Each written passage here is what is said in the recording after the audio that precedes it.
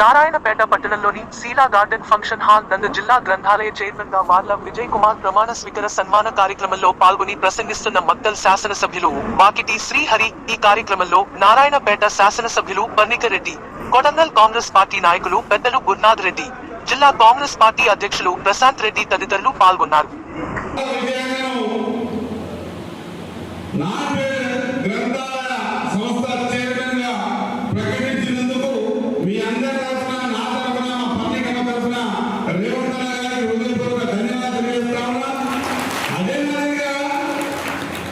ఈ వేదిక ద్వారా